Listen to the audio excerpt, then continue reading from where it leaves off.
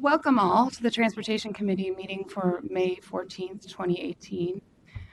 We are actually short council members, so we don't quite have a quorum. But we're going to go ahead and start with employee recognition, and then we do have 3 people that have signed up to speak. And then when we get a quorum, we'll go to our normal agenda and get that adopted. So first up is Brian Lamb with employee recognition. Yes, Madam Chair, members, it isn't very often that you can say that every day 270,000 of our customers are better informed today than they were 2 years ago. But we can say that now with as we near the completion of our bus stop installation with the new signage. As you recall, the old signs used to just have a circle T, and people would have to guess, well, what route stops there? And when does that route run? And how do I find out when the next bus is really going to arrive? Well, we're going to recognize the team that really had the thrust of the planning, the execution, the implementation today for bus stop installation. And I'm going to bring up Manager John Howley to introduce that team.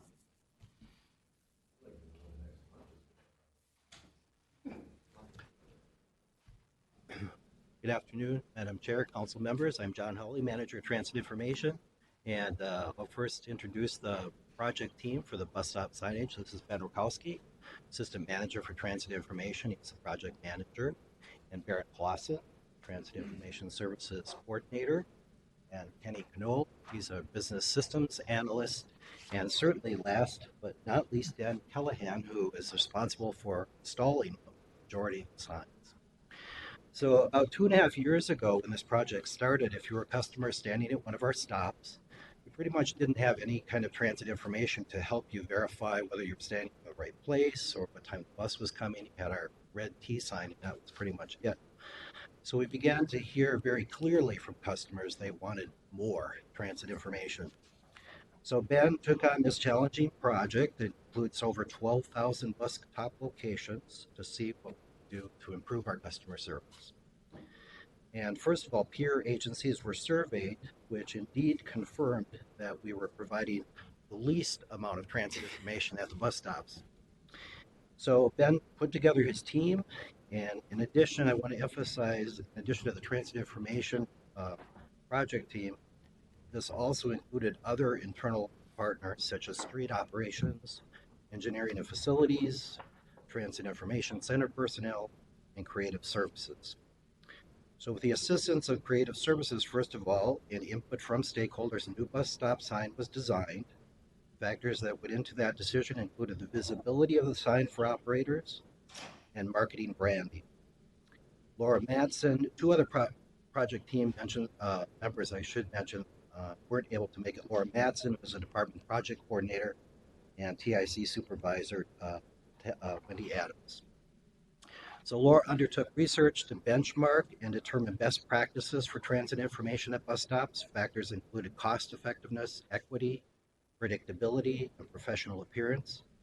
Guidelines for transit information at bus stops were then established. So we established 3 tiers of transit information that were based on the number of boardings, so that enhanced information is available at the highest boarding locations. Funding was established not only for installation costs, but for ongoing maintenance of the system, so transit information is updated and accurate. And Callahan was brought on board and added immeasurable assistance, working through all the details of how to install the signs, tools, fasteners, strapping brackets, nuts, bolts, washers, decals. Contracts with signage vendors were researched and finalized. Barrett Clausen and Ben met with all the municipalities in our system to get their cooperation, because they have different regulations about posting signs. Barrett helped oversee site assessments of all 12,000 locations. Assessments had to be done by the project team, so there was a record of what currently existed at each location, whether there was a bus stop sign, a pole, so what kind of pole, how much room there was for signage, and a picture of each location was taken for file reference. Kenny Kennel helped develop a database which stored all this information and allows for reporting, tracking. Wendy Adams was critical to proving all the transit information that's on the street for accuracy before installation. And the project, as of the end of the first quarter, is substantially complete. So when a customer is waiting at a stop now, they'll not only have an upgraded bus stop sign, but some or all of the following: route numbers, route descriptions, route maps, instructions on how to access next trip, a customer service phone number, and the website address. One of the immediate impacts of the signage that you could see as these signs rolled out over the course of 2.5 years is the use of next trip via text message.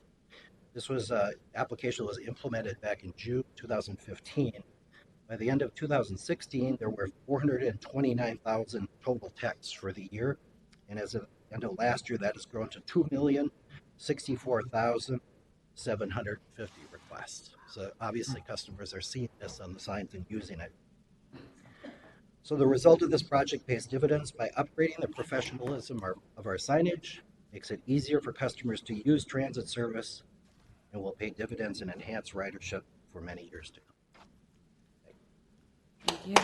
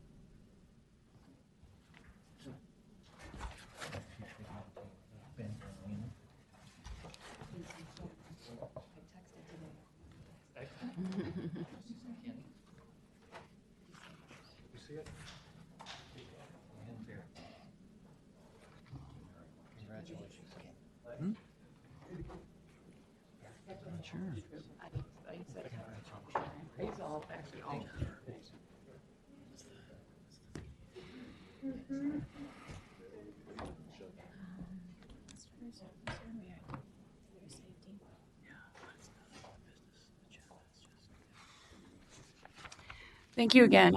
I'm one of those riders that use the text all the time. I use all the information. It's just such a great improvement. So I really appreciate it. So now that we have a quorum, I will officially call the meeting to order of the Transportation Committee, and we can approve the agenda if there's a motion to do so. So moved. Second. Moved and seconded. All those in favor say aye. Aye. Aye. Motion or the agenda is approved. Next up is approval of the minutes from April 23rd, 2018. Is there a motion to approve? Move approval. Is there a second? Second. Moved and seconded. All those in favor say aye. Aye. Any opposed? Motion carries. So we've already done employee recognition, and we have 3 people that have asked to present to the Transportation Committee.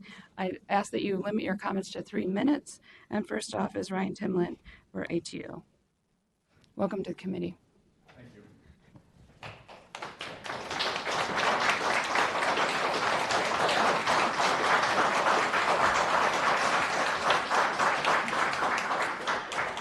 Thank everybody for the applause. We're here. I'm not here by myself, as you can see. Many of the ATU members are here today. As you all know, it was about a week and a half ago, I was speaking before the committee as a whole about safety issues. What's happened since then is a frustration that's grown amongst our membership, especially with the growing of the barriers, more barriers being put in, but a situation where we had recently 2 drivers who were defending themselves while being assaulted and now are in the process of being disciplined. And that's why we're here today. The situation, as I was trying to address, is the bus. I am not ripping on homeless people. I'm not ripping on people with addiction issues. These are serious problems. And I'm definitely not here to shout out against people who have mental illness. But there's a growing situation that is here today. There's less institutions where people can seek help when they don't have money for mental illness. Treatment issues, there's less places they can go to, and there's less homeless shelters. Creating a de facto situation where our buses are becoming a de facto homeless shelter, a de facto drug shelter, and a de facto mental illness shelter. And this is spilling out into these situations of assaults, where we now have 2 drivers facing discipline. We have brought it up, and the response we've received is there's a process. Well, that process could take up to a year. And one of these drivers is unemployed currently. And that is why we're here. We're here to vent our frustrations And we will be coming back to these meetings. We have demands that these drivers should be brought back. We want our dignity.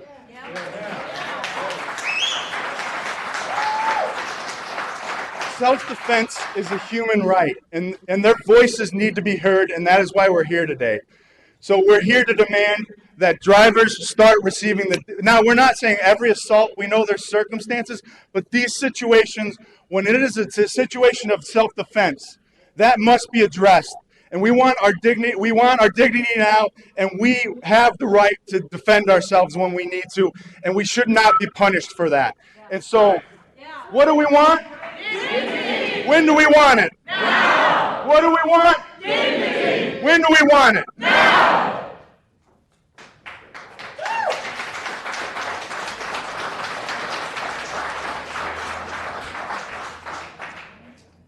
Thank you. Doug Jones? I'm sorry, I can't read the first name. I apologize. Don Jones. How you doing? I'd like to ask one simple question. And I'm here for defense of all drivers, no matter what, and for equal opportunity for all of us. But it saddens a lot of us that when we're talking about people being assaulted, only the minority drivers are being terminated. Yes. Now, it saddens me even more because I've sent professional, diligent emails to Brian Lamb, to Brian Funk, to everyone. The last person who got assaulted, the man, when the police officers got to the bus, they said, oh, that's so-and-so. He spit on the driver last week. He assaulted 2 other drivers. This man shouldn't even be on the bus. You know, he shouldn't even be on the bus. The other driver was slapped. And then coming Friday, I got the most amazing news that I could ever hear. They're going to hold a second laudermill. Laudermill means with intent to terminate. Basically, that's your word for firing. And I was advised that they don't want me at that meeting. Why wouldn't they want me at that meeting? Because I'm the one that has protected the driver. I'm the one that has all the facts. But I want to start off by reading a couple of inserts to my email that Mr. Lamb has, Mr. Funk has. He has never addressed them. I don't expect him to address them because he's going to reply with, there's a process. Well, I'm standing here today on this process that I am not going to let you demoralize another human being. Another man has to come in to beg for his job. We are not going to beg for our job. Yeah. There's no way. There's no way. I asked him and I talked to him one time. And I said, Brian Lamb, if I slap you right now, what would you do? I said, Brian Lamb, and I ask anyone, if I walk up there and spit in your face right now, what would you do? And he fired the young lady. She was an Asian lady. And the lady was embarrassed to tell me what she said. And she told me, it took her a week to tell me what she said. And she said, after the girl spit on me, I said, nigga. And I said, standing here as a black man, I don't care if you called her nigga because you were spit on. And if I was spit on, there's no telling what I would say. And if I spit on you, you're not going to call me Donnie. Right. So N-word is out the door. Now, I sent this to Brian Lamb, and I'll give it to you because evidently his email didn't work, or his reply doesn't work. It says, our drivers are currently placed in harm's way and face passengers that have habitually assaulted and harassed drivers, yet are never apprehended by transit police and are still permitted to ride our buses and trains. It is on our rare occasion that transit police respond in a timely manner to apprehend the offenders. Yes, that's true.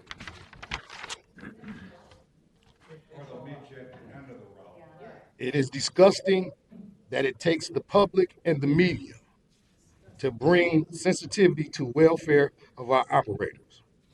When our employers, Metro Transit, sit back, waiting, convince the public assault drivers are on a decline. They care. Christy Bailey said it best. Our operators are out there every day providing service to our customers. They take pride in getting to know these customers and providing services to them. To get from home to school, to work, shopping, then home and safe again. But what about our operator safety? What about us?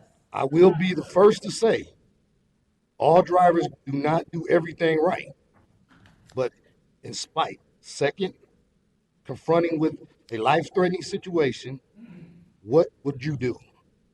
Is there any other profession that allows their employees to be assaulted, threatened, verbally abused, then severely disciplined other than Metro Transit?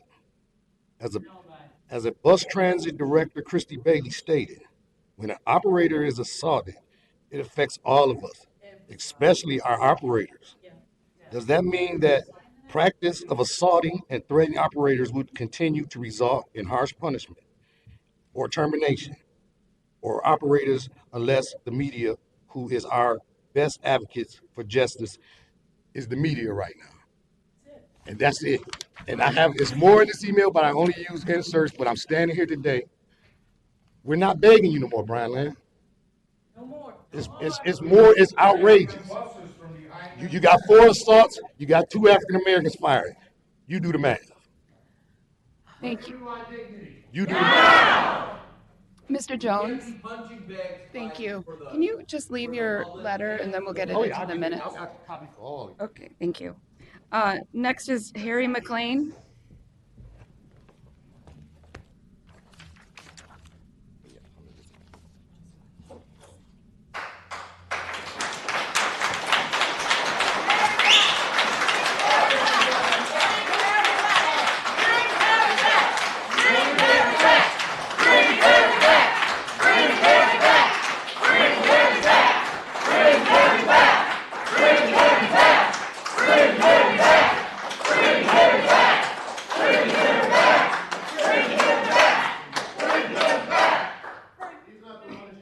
I would like to thank my brothers and sisters for taking out their time and their lives to come here and support each other, because that's why we're here, is to support one another. We are tired of the inequitable administrative discipline to drivers who are persons of color, and particularly African American males. Yes. So we are here to support one another because our management doesn't, and our management fosters divisiveness among the ranks. We are not a divided body. We stand here in unison. It is unfair for us to have to take our time in our lives to address these types of infractions. Terroristic threats towards an individual is punishable by the law up to 3 years incarceration. To spit in someone's face is a misdemeanor, still punishable. In addition to that, if someone takes a chunk of ice and throws it at your head, that is assault. For me, discarding a person off the bus, I was terminated when those things happened to me. It is appalling as I look before me that my management could not come to the aid of someone who's out here on your behalf. The person who assaulted me has a felony arrest warrant for assaulting other drivers, not 1, not 2, not 3, and he still rides the bus. I had a woman passenger who was not allowed to ride the bus, an African American woman in her late 40s, who can't ride the bus because she's a drunk and she wet on the bus. But this guy puts our lives in risk, and he's still invited to ride the bus. And knowing who he was, a gentleman who has ridden my bus a dozen times, when he gets on my bus, he has battle scars on his hands, his head and face are bandaged somewhat. This guy is 6'2", I'm 5'9", late 30s, I'm 61. Bottom line is my idea of a great day is to get home to my family safe. Yes. 5'10".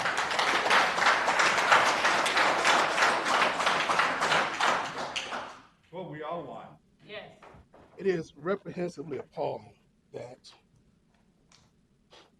people that sign my check don't appreciate that nor share that idealism. We talk about fundamental rights of a human being.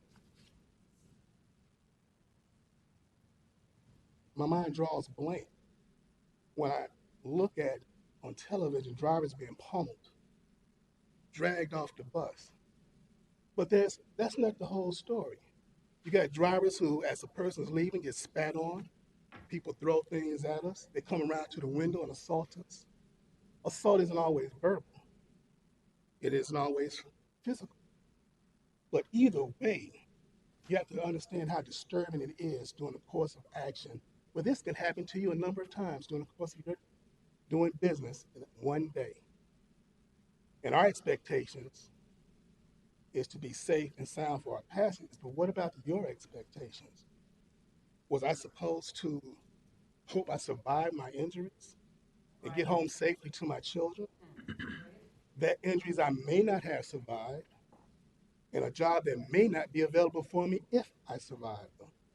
To a company that so cavalierly looks at my life as just put him in place, and we got another part-time person to move up. Yeah. We're done with Yes. it. Yes.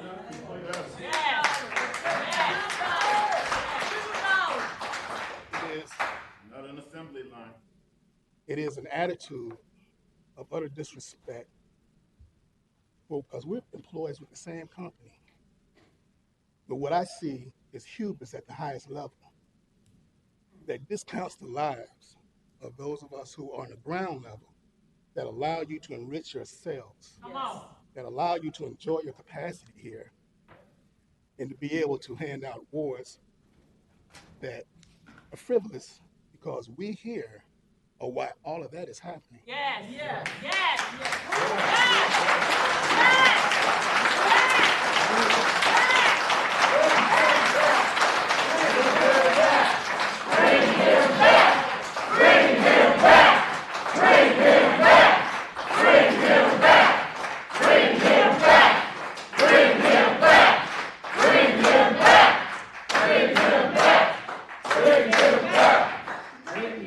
Others like me were fired for extreme anxiety and has paralyzing panic attacks. Sir, would you like to address the council? If you want to address the council, you can come up and state your name. You have 3 minutes. That would be awesome. Thank you very much.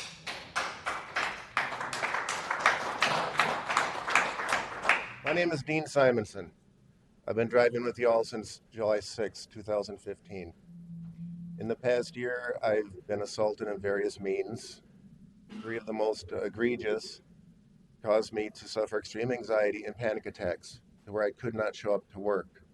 Last year, when I did try to show up to work on a Monday, I broke down so severely, physically broke down in the office, that I was sent home by my manager because I was unfit for duty. I have FMLA paperwork to protect me from this. At the end of March, my panic attack was so bad I could not leave my house. And now Steve McLeod says that I surrendered my job because in the middle of my panic attack, I evidently sent a text, which I evidently did, but don't remember doing so. But now Steve McLeod will not give me a second chance. He's further victimizing me. Not only is management hostile against us and asking us, what did the driver do to get assaulted? But then we have passengers out there with zero respect for us whatsoever. And now I have to continue to suffer even more indignity because management, and yes, you, Mr. Lamb, do not care about us. It's disgusting. I don't know how y'all sleep at night. Thank you.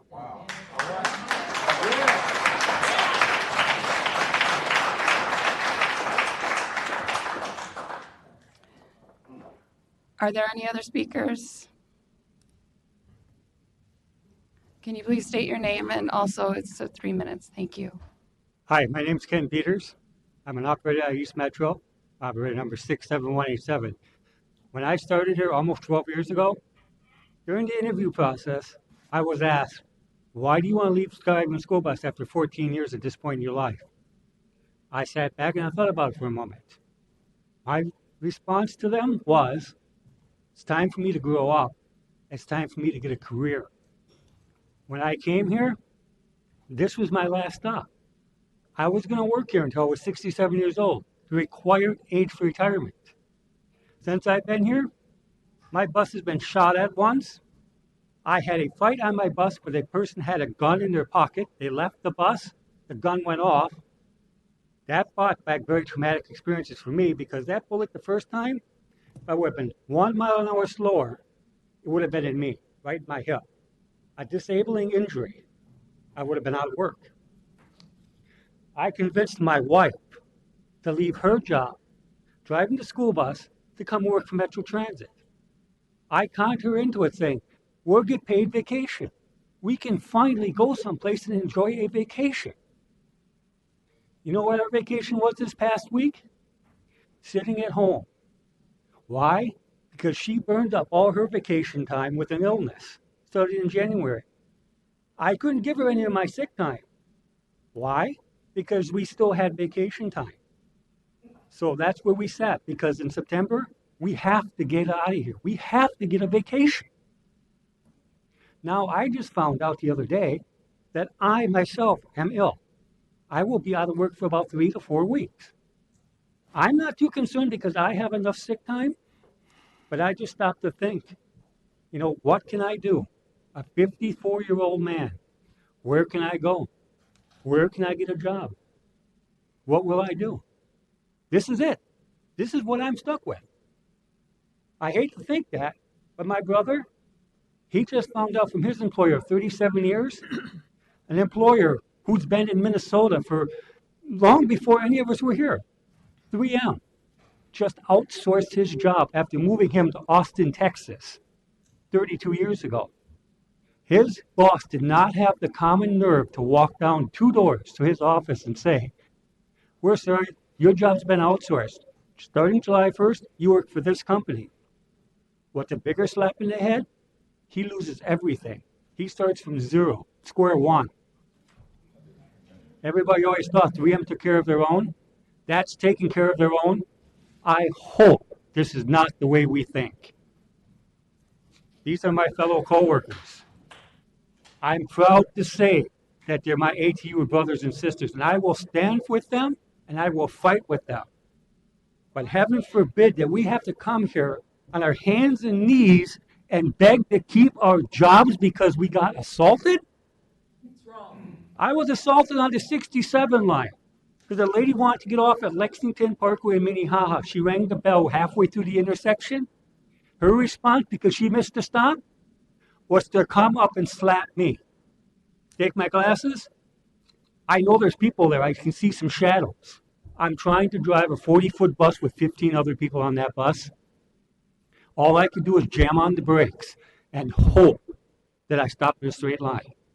Then she again said, let me off this effing bus. I reach open the door. She slaps me again. Transit police remarkably showed up in 2.3 minutes. That was their response time because it just happened to be down the street. She was going to the food shelf at the church. All they had to do was walk over there. Do you think they did that? They got in their car and they drove eastbound all the way to the east side and said they couldn't find her. Why? If I could walk over there and find her in the food shelf, why can't our police department do it? There was a fight at the 46th Street station last week. 2 bus operators called control.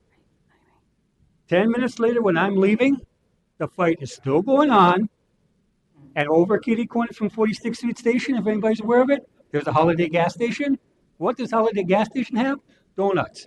Two Metro Transit police cars sitting there in their parking lot. Why?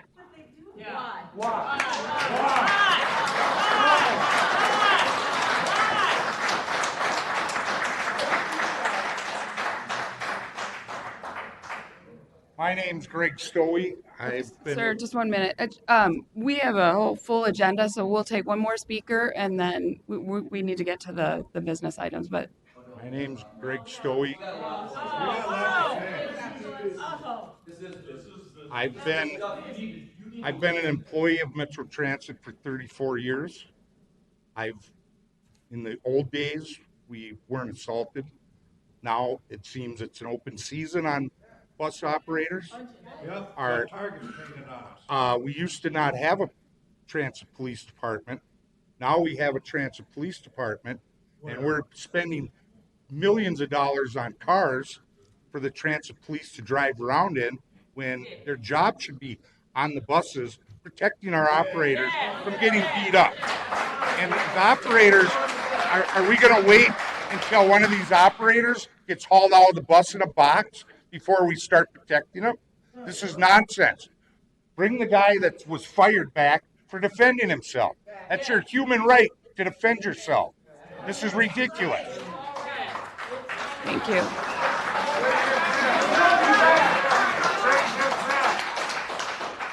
Hi, Okay, my one name more. is Amy Dale. I'm inmate 72195, and I'm from Light Rail.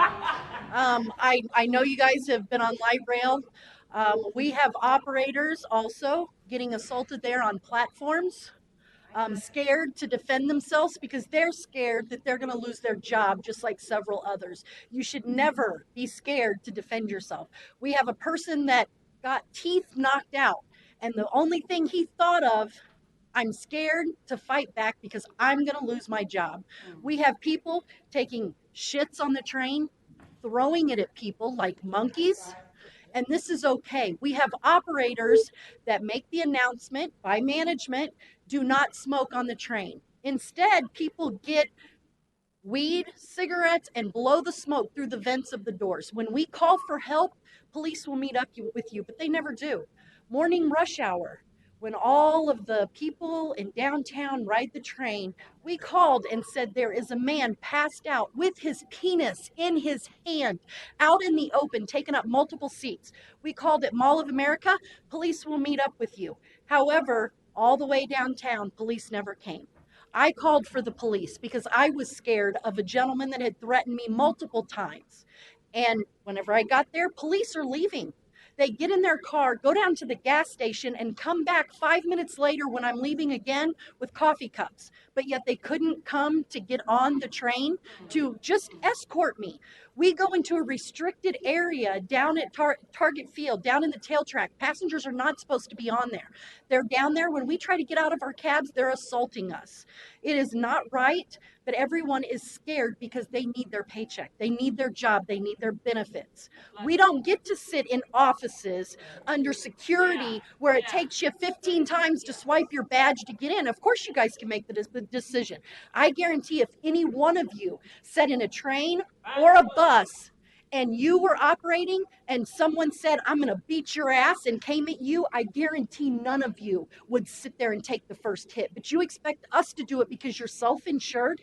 It is not right. Put your kids in that situation. Put your loved ones in that situation.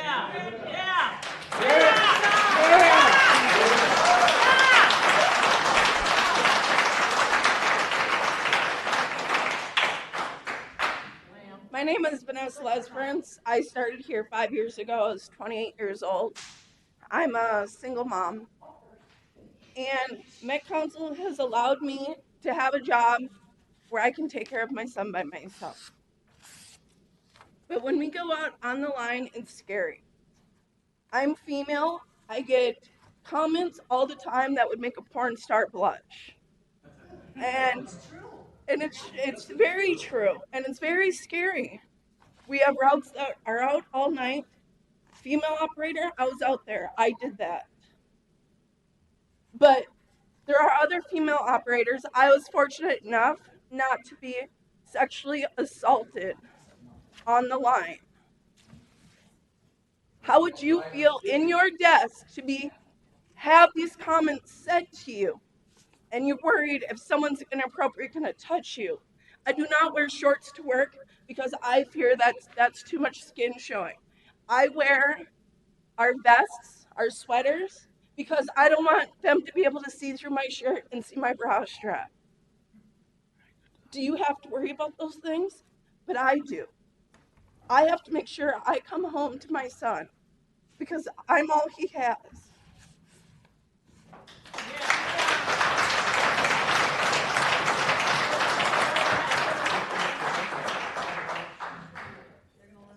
I'm driver 7400. I started here about 20 plus years ago.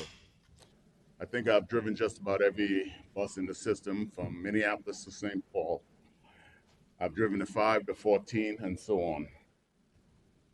I know things have changed. It's supposed to change. I've heard many grand speeches about the drivers are the backbone of this company and they can't do without us. They can't. but we are slowly getting tired of our necks being stepped on. I've seen a young lady attacked on my bus. A man was trying to rape her. I pulled the bus over. I locked the door. He was aware of how to open the door from the rear and escape. I was very upset because that could have been my daughter. I've lost many friends in this company. Some who was assaulted had his whole stomach opened up just because he says, "Have a nice day," and offered the person a transfer. The person misunderstood what he was saying, came back, had a knife, and cut him from here. Management refused to do anything. We had was to push for that person to be arrested. When are you going to take responsibility? You say we are all in this together, but a lot of us feel like we out there by ourselves. We do. Are y'all sitting behind those desks? You know, we can throw the blame game here and there, but the fact still remains. Are we in this together? Are we? Are we really appreciating? Are we? Ask your question. Are we? Are we in this together? Are we going to build this metropolis that we all can be proud of? Or are we going to say, hey, you know, you're replaceable. Move on.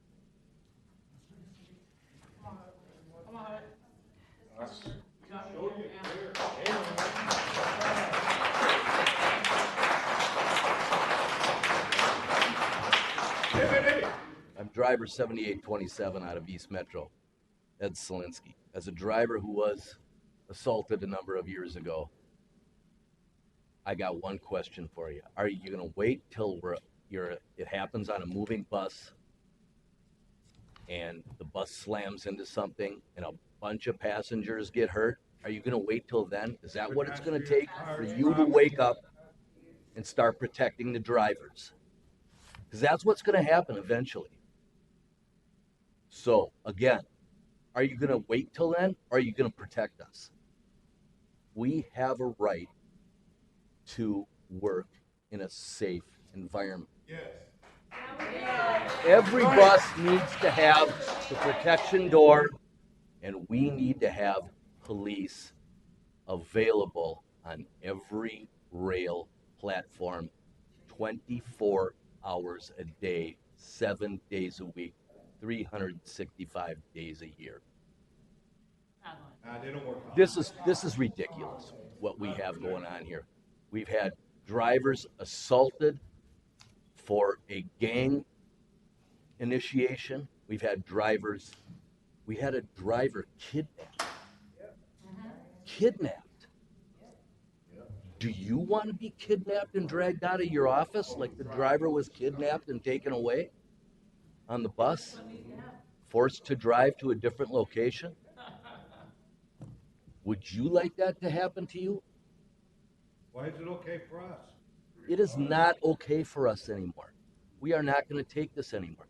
And we're going to be back every meeting until you address this issue and protect the drivers.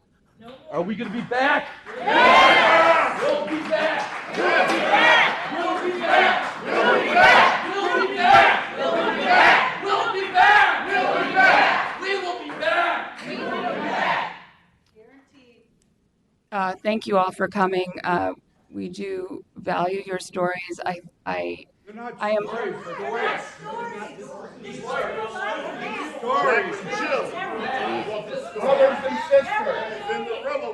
We value you sharing your experiences. I'm sorry if that was the inappropriate choice of words. I'm going to ask that Ryan and Brian get together and maybe we can have a better venue for this so that council members can hear your experiences and we can continue to try and problem solve to create a safe system for our riders and our drivers. Drivers, there are no riders without a driver. Okay, drivers and riders.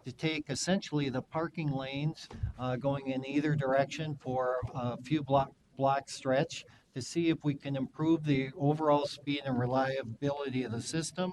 We, in conjunction with the city, have set up some metrics to measure the success of this, and then we'll come back later with a determination whether this could be something to be considered on a permanent basis or another corridor perhaps to try this same sort of concept out.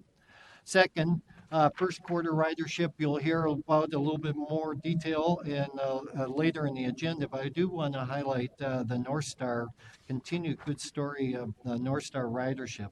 After setting an annual record last year, ridership on the commuter rail line is already up 12% this year over last year through the end of April. Nearly 255,000 rides have taken on North Star through the end of last month. And we continue to build on that construction season that started last year that really gave a lot of people an opportunity and maybe cause to switch over to North Star and that ridership is held. Third, I want to say that our popular summer student passes will be going on sale this Wednesday, May 16th. Summer student passes can be purchased by any current 9th to 12th grade student attending a participating school. The passes allow the students to take unlimited bus and train rides between Friday, June 1st and Tuesday, September 4th, but can only be used up until 10 p.m. And this is the fourth year that we've had the student summer passes. In 2017, 7,300 students at 138 area schools took almost 515,000 rides using these passes. In most cases, students purchase the passes through Metro Transit's website or at Metro Transit service centers. Some schools, however, purchase the passes and distribute them to the students. In either cases, the passes cost $29 per student. And finally, then hopefully we'll have a few clips with spring finally arriving. Gave our facility staff an advantage to go out and power clean the light rail stations. Earlier this month, crews were out beginning at 2 a.m. Power washing stations. Our spring cleaning efforts will continue over the coming weeks, along with the regular maintenance and cleaning we do all year. And with that, Madam Chair, I'd be happy to answer questions. Are there questions from committee members? No? Then we can move. There is nothing on consent today. First up on non-consent is 2018-121, 2018 budget amendment, and Heather Augustin-Hebner is here to present. Good afternoon, Madam Chair, committee members. I'm Heather Augustin-Hebner. MTS is requesting to bring in $1.6 million of RTC to purchase technology for Metro Mobility buses. This project was in their planned CIP and is being proposed outside of the Council's quarterly budget amendment schedule to help ensure a seamless transition to the new Metro Mobility Agency service contract. The budget amendment supports the Thrive outcome of stewardship through responsible management of MTS resources. The proposed action is that the Metropolitan Council authorize the 2018 Unified Budget Amendment in accordance with the attached tables. I'd be happy to answer any questions you may have. Are there any questions from committee members? If not, is there a motion to approve? Oh. Move adoption, Madam Chair. Second. Moved and seconded. Is there further discussion? If not, all those in favor say aye. Aye. Aye. Any opposed? Motion carries. Thank you. Thank you. Next up is 2018-125. It's a contract amendment with Trapeze Software Group and Paul Colton. Thank you, Chair Rodriguez, council members. I'm in the fortunate position that Heather always brings in the money and I get to spend it. So I'm always on the good end of the stick, it seems like. This particular amendment is to authorize the regional administrator to enter into an amendment with Trapeze Software for 31 additional software licenses in amount not to exceed $62,781, which will increase our total contract amount to $1,332,791, contingent on the approval of the previous item. Normally, we would just bring this as a consent item, but because we've triggered the threshold on this amendment to go over 10% or $100,000, I need to bring it forward for your approval. So every time that we add an additional AVL system from Trapeze, we have to add a license on our licensing contract. And so we're adding 31 buses with this order in the fall for both, some for the agency fleet and then a few buses also for the demand fleet on Metro Mobility. And so that's the purpose behind us coming forward with this particular amendment on the Trapeze licensing and software. I'd be glad to entertain any questions that you have. Are there any questions? I'll move the motion. Chair Rodriguez. Second. Moved and seconded. Any further discussion? If not, all those in favor say aye. Aye. Any opposed? Motion carries. Thank you. Next is purchase agreement with Apollo Video Technology, and Paul's here for that as well. Right. So this particular item is all the video technology to go on this fleet of Metro Mobility vehicles that are being ordered and will be delivered this fall as well. And in this case, because our video systems we switched 2 years ago, and we're still in the process of replacing all of our old equipment on every single bus, in addition to every new additional bus that's an expansion vehicle getting this equipment. And so I am requesting that the Metropolitan Council authorize the regional administrator to enter into a sole source agreement with Apollo Video Technology in an amount not to exceed $740,000 to purchase up to 101 DVR camera systems. And this recommendation is contingent on the approval of business item 2018-121. What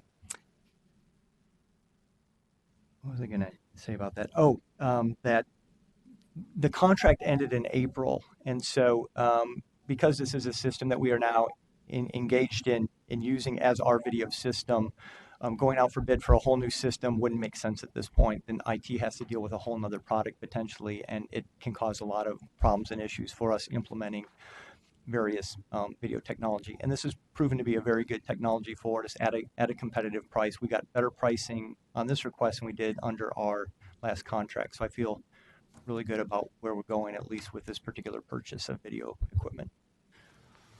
And Are there questions from committee members? Councilmember Mudd. Madam Chair, Paul, what are we videotaping and why?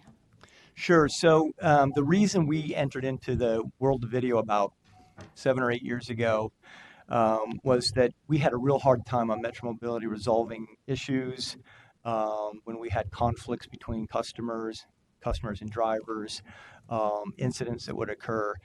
And so that's one of the things we help resolve when we have an assault, when we have issues where the law has been broken or somebody has been hurt. It also helps us resolve those issues. Our staff also uses it for contract compliance. So they'll make video clip requests. And so they'll make sure that the drivers are escorting the customers to their door, from their door, to make sure that that is in compliance with the contract. And so it helps us to make sure we're doing the service that we said we would do.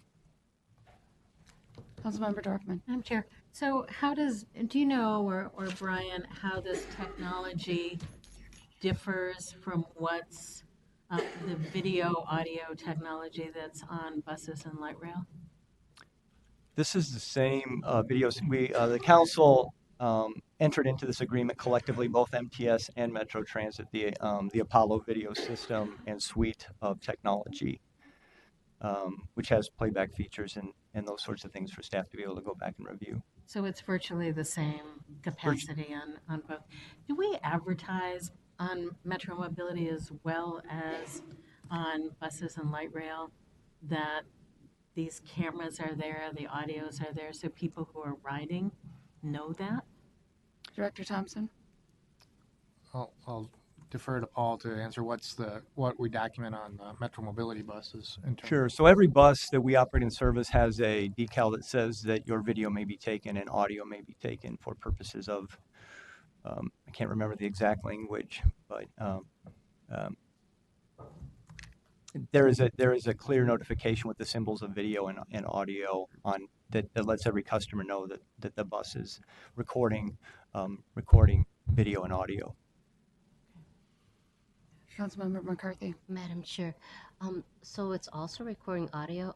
I was on a bus when we were showing the guards, the spit guards, and I thought we were told that it wasn't recording audio, that they could just actually see what is happening, not necessarily hear what is happening.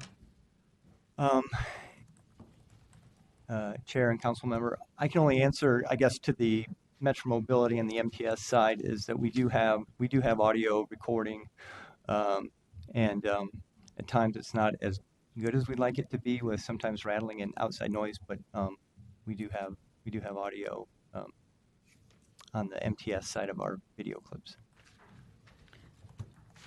General Manager Lamb, did you want to address the recording for LRT and buses? Yes, Madam Chair. On each bus, there are at least 5 cameras, and there is signage on the outside when you come on the front. But the question is it large enough? Is it something that really attracts that kind of attention? I think most people will, who sit down on a bus, will easily spot cameras at various points. So it isn't like it's hidden. But we are also kind of learning from the industry in terms of, is there a way that you can, for instance, in some properties, actually right behind the operator, they have a screen that will periodically show kind of what the camera is seeing right now at the time. So it reinforces, a real time, what the camera is seeing. And so we are experimenting with the possibility of doing something like that as well. Thank you. Are there further questions? Is there a motion to approve? So moved. Second. Moved and seconded. All those in favor say aye. Aye. Any opposed? Motion carries. And 2018-124 is also Paul to present. So now for something different. We have a great opportunity to test a brand new product in our region that I think could be revolutionary for those with disabilities and really for all of our customers. I'm making the following recommendation that the Metropolitan Council authorize the regional administrator to enter into a contract with Motor Coach Industries to purchase 2 low-floor coach buses in an amount not to exceed $1,340,000. So I put together just a very brief comparative slideshow here for you. On the left in all of these slides is the new coach designed by MCI with a low-floor section. It has a ramp. Much easier access, much safer access for persons with disabilities that have a mobility device. And it also has the added feature of 2 stairwells. So you can see on the left, you've got the normal regular ambulatory stairwell in the front of the bus, but then we can also open the midship door, in which there's another stairwell that goes up to the I guess I'd call it the main level of the bus. And so one of the things that MCI did when they released this is they wanted to increase the speeds for persons with disabilities to make their coach more accessible than it has been in the past. The coach on the right, and I don't know if I've got a good pointer on this or not. I can show you more with a mouse.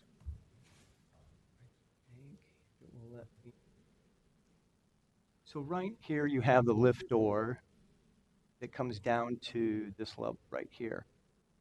And so the lift comes out from down here, hits the ground, and then has to go up 4.5 feet with that customer. That can be a daunting experience when you get up that high in your mobility device and hoping that you're not going to go too far or that you're not going to fall. And so one of the things that greatly improves that safety is having a ramp at ground level and more space to maneuver to get into your seat, into your space. In this configuration, we have to move, if we have 2 persons with mobility devices, we have to move about 6 seats. So we reduce it by 6 seats. In this configuration, we're able to do, we don't have to move any seats. And we've got 2 spaces built right in, plus ambulatory seating for up to 3 people in the lower level. So a companion can join that person in that ride. So it's a very well thought out bus. So there's a better view with a ramp deployed on the right on the standard floor bus, and then a little better view into the midship door on the new design bus. And then there's a view of the interiors on the left. You can see the open space in this area where your customers with mobility devices might be, and then just a straight shot on the standard floor bus. So MCI did a lot of feedback with persons with disabilities, and here's a shot of the lower floor area taken from the top, so you can see the stairwell coming up into that. One wheelchair position is here, and then one right underneath the photo, which is now this picture over here, next to the stairwell. And as you can see, there's ample space for maneuverability of large scooter devices and so forth.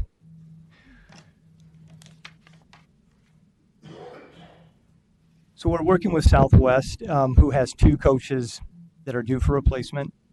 They would be piloting this. We would be working together on obtaining feedback from customers, from drivers, timing.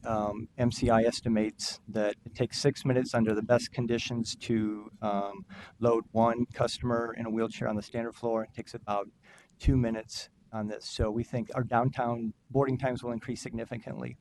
So we think that this could possibly be revolutionary enough that this could become the standard in the industry, and that other manufacturers will be doing this as well and looking for a design like this. So I'd be glad to take your questions at this point. Are there council member comments? Thank you, Madam Chair. Paul, I just had a question about the collaboration that's contemplated to obtain feedback from passengers, drivers, and maintenance staff. I wanted to make sure that there will also be some data exchange in terms of the ridership, at the finest level possible, so that we could evaluate what the impact is of these time savings and the accommodations for a wider range of riders on ridership. Sure. Thank you, council member. With that, Madam Chair, I'll move approval. No, I have a discussion question. Oh. I'll second. First and seconded, Councilmember McCarthy. Discussion. Thank you, Madam Chair. This is wonderful that we're doing something of this nature. I'm just curious about how we chose Southwest as the pilot, and do any of our current Metro Transit buses have this capability? Councilmember, this is a brand new product, so none have been released yet into service by MCI. So they're just starting to go into production for that, with a couple of transit agencies going out for RFP for a low floor style coach. It's more of a kind of a timing issue. Southwest happens to have vehicles due for replacement at this time. When this was unveiled at APTA last fall, they happened to see it. MBTA saw it. Both organizations extremely excited about the product, and they talked to us. Given the timing of what coaches are due for replacement, we thought it made sense to go ahead and work through that with Southwest Transit at this point.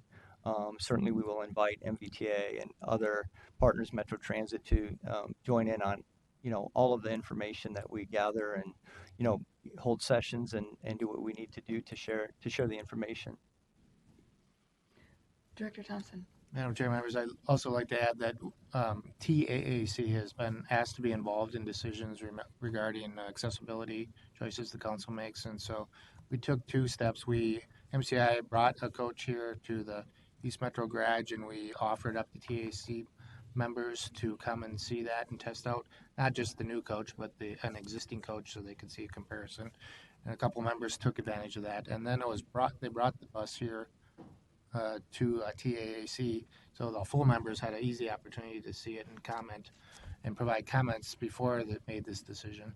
There are some concerns expressed by different disabilities for the coach in general, but in general, those with mobility devices saw it as a potential major improvement if they were a user of a service that had coach buses. So that was one of our input mechanisms before making the decision to make this recommendation. Correct. Thanks, Nick. Councilmember Munt. Madam Chair, Paul, how soon would this low floor vehicle be in operation? My best guess in working with MCI representatives would be probably late fall. So it would probably come in, my best guess is October, November, December, somewhere in the fourth quarter of 2018. Councilmember Wentz. Madam Chair, just a comment. With my broken ankle, I have a newfound appreciation for how inaccessible some of our buses and some of our communities are. Even a curb is difficult, much less a step this tall. So I think piloting this and having more of them is really important for folks. Thank you. Is there any further discussion? All those in favor say aye. Aye. Any opposed? Motion carries. Thank you. Thank you. Next up, 2018-82 is work order software purchase. And Michael Guzzi. Gus? Guzzi. It's procurement night tonight. Yes. Thank you, Madam Chair. Committee members. Good afternoon. I am Michael Guzzi. I work in LRT Operations Department as a project manager of special projects. And my business item today for Transportation Committee is number 2018-82. And that is that the Met Council authorizes the regional administrator to purchase work order software in the amount of $650,700 from ARINC. This is to enhance and improve the supervisor control and data acquisition program used by LRT operations. The supervisor control and data acquisition program, known as SCADA, is used to control the LRT system and track the health of the various computer systems connected with railroad signaling, track structure, station amenities, emergency systems, and the overhead power system.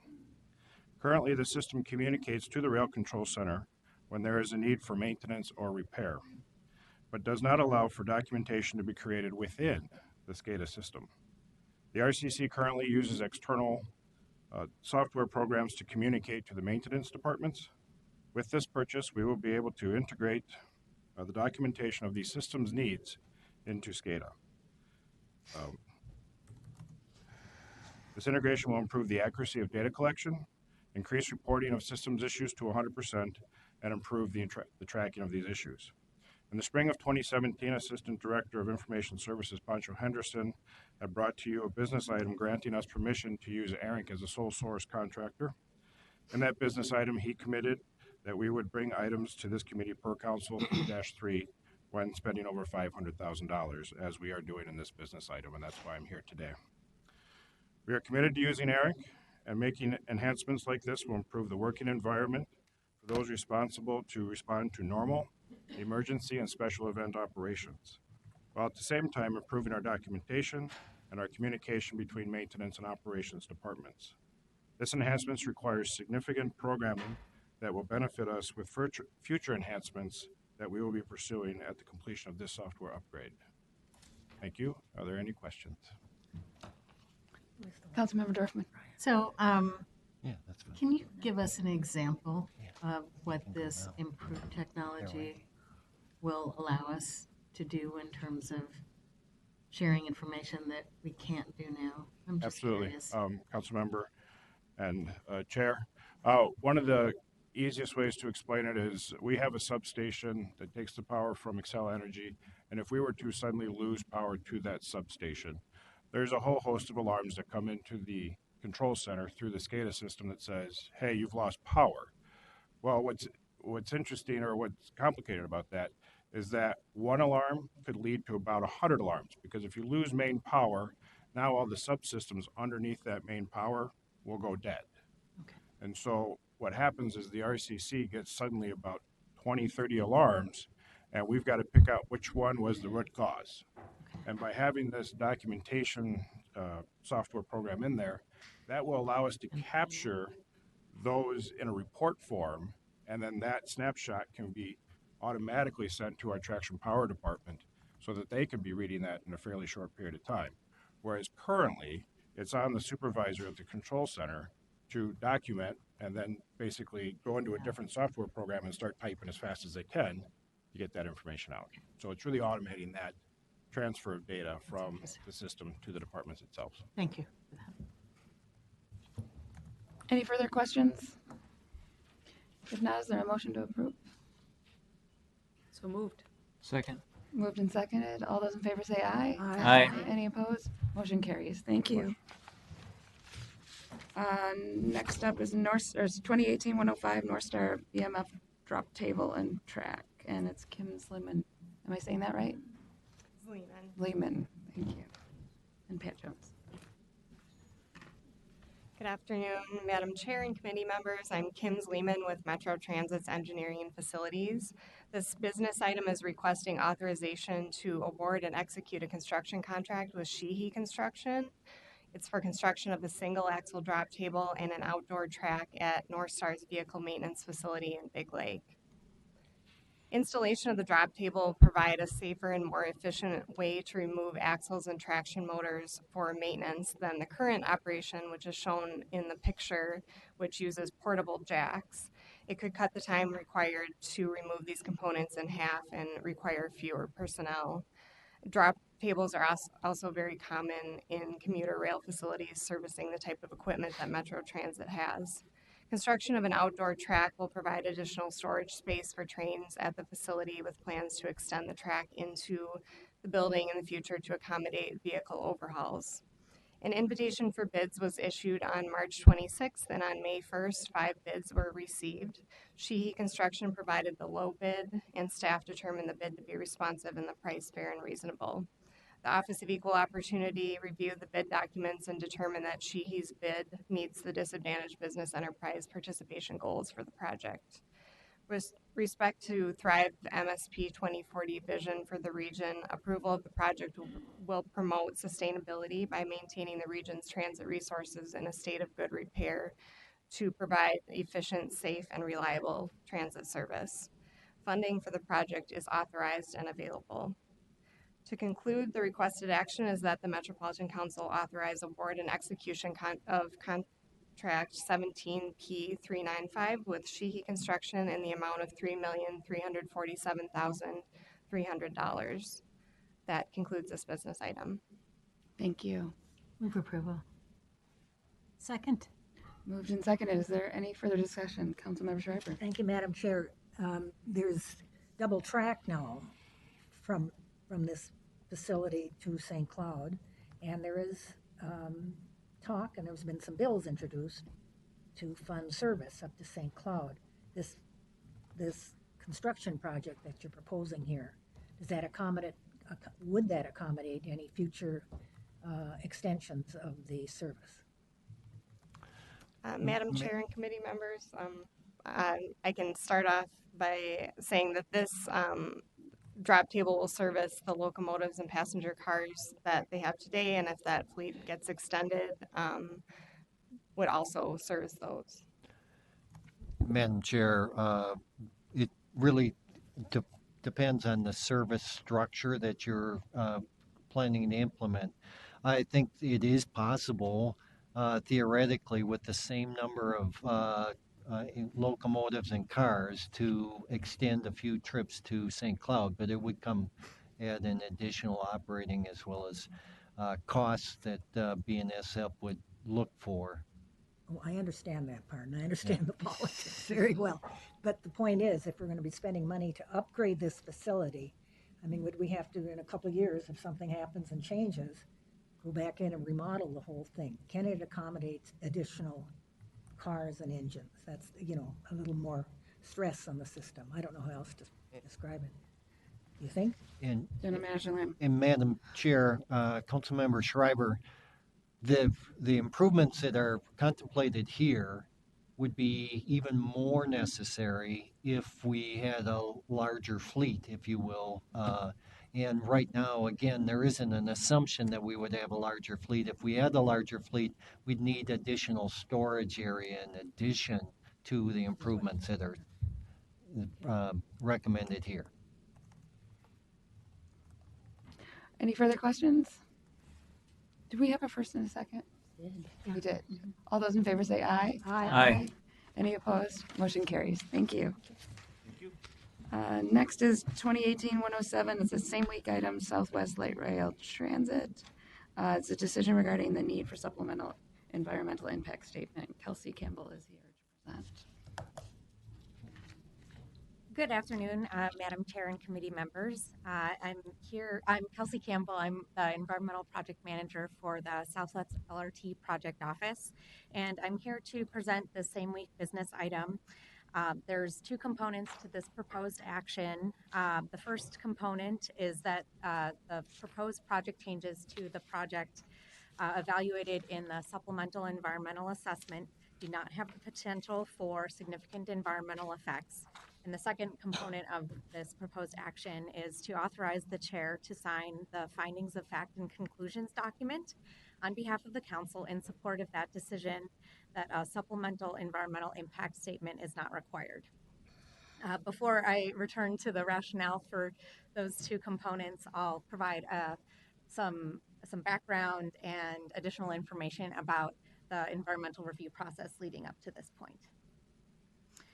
The environmental review for the proposed project changes to the Southwest LRT project were evaluated in a federal National Environmental Policy Act review to evaluate the significance and the potential impacts of the proposed project changes since the record of decision in 2016. That environmental review did include a public input process, which I'll touch on in a minute. And that environmental review also serves as the environmental review document under the Minnesota Environmental Policy Act, for which the council is being requested to act upon this week. The Supplemental Ea evaluated 10 proposed project changes since the final environmental impact statement and record of decision were completed in 2016. The purpose of that review is to analyze whether there have been significant changes to the proposed action, the affected environment, and anticipated impacts for the proposed project changes, and if we need to make any changes to proposed mitigation measures. That environmental review document is also the basis of the council decision to reach an informed and appropriate decision whether to issue a negative declaration for the proposed project revisions. The other option, concluding that process, that step of the process would be to determine that a supplemental EIS is warranted. That is not our recommendation. We are recommending that the process conclude with a negative declaration. Key dates in this process, the supplemental environmental assessment and amended draft section 4F evaluation were published on February 23rd. On March 22nd of this year, we held a community town hall meeting at which we took written and verbal comments. And then the public comment period concluded on April 9th, 2018, and we received 32 comments. We'll be responding to those comments in the amended record of decision, and the findings of fact and conclusions document our two-prong conclusion documents. To provide an overview of the topics evaluated in the Supplemental Ea, the first item was to evaluate a change to parking impacts near Opus Station. That is actually a reduction in the impacted parking, but we reconfigured the parking at that location, which included some impacts outside of our limits of disturbance evaluated in the final EIS. So a very minor change. The next item is that we added a head wall at Minnehaha Creek. That was an item that came out of our permit review process with the Minnehaha Creek Watershed District. And again, that was a relatively minor item that that was evaluated because it was outside of our limits of disturbance previously studied. The next item is a detour route identified for the Cedar Lake LRT Regional Trail that is related to a longer duration of the closure period, and therefore we are providing a detour route on an alternative alignment. The next item is a realignment of 31st Street near West Lake Street Station compared to what we had analyzed in the final EIS. That was a reconfiguration of the roadway coordinated with the property owner and the city of Minneapolis to maximize developable space. The next item is expanding our limits of disturbance at the Kenilworth Lagoon channel to accommodate the rehabilitation of historic retaining walls and landscaping at that location. That item came out of our Section 106 review process. We also had a very minor right-of-way adjustment on a private property near West 21st Street Station, coordinated with the property owner to construct a fence at their property. We also evaluated modifications to the project coming out of negotiations with BNSF. That includes the incorporation of corridor protection wall and retaining wall changes. This is the most substantive item evaluated in our supplemental EA, and those project changes did result in an adverse effect to the historic Railroad Historic District under the Section 106 review process, which is the purpose of the Section 4F evaluation as well. But that I'll touch on that in a few minutes. We also are paving a portion of a trail within Bryn Mawr Meadows Park to provide a trail detour. We are providing water service to Sharing and Caring Hands, which was, again, a very minor project modification outside our limits of disturbance. And we also evaluated new potential construction laydown areas that were identified during the bid document preparation process in order to provide some additional laydown areas for the contractor in areas without as much laydown area space. This map provides an overview of the locations of the proposed project changes evaluated in the SEA. Most of them are on the east end of the project corridor. This is a visualization showing the corridor protection wall. That aesthetic treatment fed out of a public input process and committee process, and this is a visualization showing one of our proposed project changes that we are evaluating. This is a visualization of Cedar Lake Channel, and this is looking westbound, and you can see the historic retaining walls in this image. We also prepared an amended draft Section 4F evaluation. That process concludes with a final Section 4F evaluation, which identifies mitigation for the adverse effect to the Railway Historic District. That includes a design review process, preparing a historic property record for the district that is affected, and incorporating interpretive elements into the project. So to come back to the decision at hand, there are 4 factors considered as part of the findings of fact and conclusions document to reach the decision that a negative declaration would be appropriate. And these are all items coming out of Minnesota rules. We consider the type, extent, and reversibility of environmental effects. That is, we do have changes to project impacts related to the proposed modifications, but none are reaching that significant level. We also consider cumulative potential effects, that is, other actions that may relate to that decision. We considered mitigation measures, and we do have changes to our mitigation measures, which provide adequate mitigation for the new project impacts. And we also consider the extent to which environmental effects can be anticipated and controlled. The rationale for the negative declaration that an EIS is not necessary for the proposed project modifications are based on the following factors. So all environmental review for the project has been met.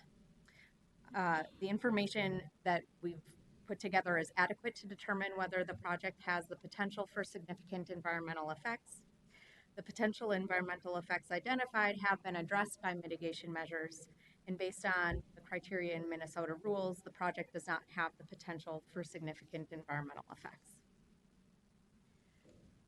Therefore, our recommendation is the two components that the council determines the project changes reviewed in the supplemental environmental assessment do not have the potential for significant environmental effects. And the second item is to authorize the chair to sign the findings of fact and conclusions document, which concludes the Minnesota Environmental Policy Act process and determines that supplemental EIS is not required. Thank Any you. questions? Councilmember Dorfman. Just one thing, for any residents who are interested in seeing in more detail how these particular topic areas were addressed and learning more about the rationale for not seeking a supplemental environmental impact statement or recognizing there's not a need, or somebody who wants to see what are the mitigation recommendations for those areas, where can they go to look in more detail about how that assessment was done and what was recommended? The supplemental environmental assessment is available on the Southwest LRT Project's website currently. The next step in the process after the decision, federal and state decisions have been reached, is that we will publish those documents on our project website. And we will also provide notice to anyone who commented, and that way they can find both the information that supported this decision and find their responses to their comments. Okay, thank you. Are there any other questions? Is there a motion to approve? So moved, Madam Chair. Second. Moved and seconded. All those in favor say aye. Aye. Any opposed? Motion carries. Thank you. Next up is 2018-122 Southwest LRT Project Assignment Agreement with Houston Metro. And Ann Taylor is here. Thank you. Good afternoon, Madam Chair, members of the committee. I'm Ann Taylor. I'm, excuse me, the Senior Project Manager, and I'm also the Light Rail Vehicle Contract Manager for the Southwest LRT project. I'm here with the proposed action before you to authorize the regional administrator to negotiate and execute an assignment agreement with Houston Metro Rail and Siemens Industry to assign 14 contract options to Houston Metro Rail. As part of your consideration, I'll provide background on why we think 14 options are available, as well as some other considerations behind this proposal. And I'd also like to set briefly some context for the proposal. First of all, contract options are transferred through an assignment agreement, which is really a way of transferring the contract interest, benefits, and responsibilities among the parties. There's no funds exchanged in this agreement. Secondly, our current LRV contract with Siemens is for 27 base vehicles for the Southwest project, as well as 50 option vehicles. And finally, contract options are a tool, a recognized tool for avoiding costly solicitations and the market risk associated with smaller orders. So why do we have 14 LRV options available in our contract? I'll go through a little bit of history of the contract. We first solicited it in 2015 for that base order of 27 vehicles and 50 options. And at that time, the BLRT project was early in its project development phase and had not yet locked into its LRV requirements. So we set the number of options in that solicitation at 50 to ensure that BLRT, that project had enough options available, as well as the Agency for Future Unknowns. In 2016, the Blue Line Extension Project completed PD and set its LRV requirements at 28 vehicles. So that brings us to the more recent period where Houston Metro Rail approached us to request 14 options off of our contract. And considering that, we considered a few factors. One, we have 22 remaining options available after we account for the Blue Line Extension project, and those would be for future unknowns. The second consideration is that the expiration date in this contract for using those options is 2023. So we have basically 5 years where they're of use to us. Therefore, we thought if we let 14 options go to Houston, we still have a sufficient number, 8 remaining options for future unknowns. Another consideration that we needed to make is to look at how compatible the vehicle designs are. And as you can see in this photograph, our Metro Transit S70 vehicle compared to the Houston Metro S70 vehicle, they're nearly compatible. There are a few system differences that require some minor changes for the Houston options contract, but they're not significant. That was an important consideration. Another consideration is that we have previous experience with, I didn't know this was going to do that. We have previous experience with assignment agreements. In the past 6 years, we've been involved in 3 assignment agreements with rolling stock options. In 2012, we were the giver, if you will, of 2 options for a Bombardier contract with a group that operates out of Stockton, California. In 2012, also, Council was the taker. We exercised options off of another agency's contract to purchase 2 40-foot hybrid buses with New Flyer. And then more recently, we again were the giver, where Council assigned 30 options on a Gilly contract with the Broward County Transit Authority in Florida. So in conclusion, we also confirmed that the contract and FTA guidance allow for this proposed action, or for exercising, signing the options, I should say. There are no funding impacts, as there's no funding exchange with this agreement. And finally, Houston and Siemens all support our engaging in it. So the, staff recommends the approval of the proposed action to authorize the regional administrator to negotiate and execute an assignment agreement with Houston Metro Rail and Siemens Industry to assign 14 LRV contract options to Houston Metro Rail. And that concludes my presentation. I'm happy to take questions. Thank you. Are there questions? Councilmember Commerce. Thank you, Madam Chair. Thank you, Ann. Just a clarifying question. My sense is that this is a very common and effective way to manage different kinds of project or scheduling risks. My question is, it's my impression that not all of the specifications are articulated at this point, but that these options are exchanged in advance of kind of that final level of specifications being articulated. Is that fair to say? Do I understand that? Madam Chair, Councilmember Commerce, actually the specifications that we live by, Houston has to live by, and we needed to determine that they were close. Their design was closely compatible with our specifications, or it would get into kind of a procurement FTA guidance territory of cardinal changes. So. Okay, Madam Chair, thank you for that. With that, I'd be happy to move approval. Second. Moved and seconded. Is there any further discussion? Councilmember Munt.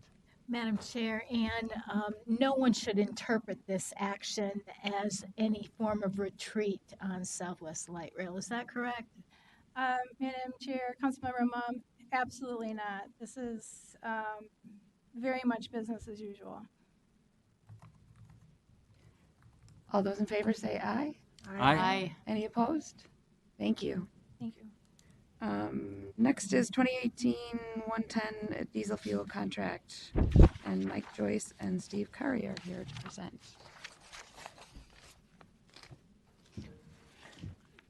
Good evening, Madam Chair and council members. I am Mike Joyce, Bus Maintenance Assistant Director, Technical Support. Good evening. My name is Steve Curry.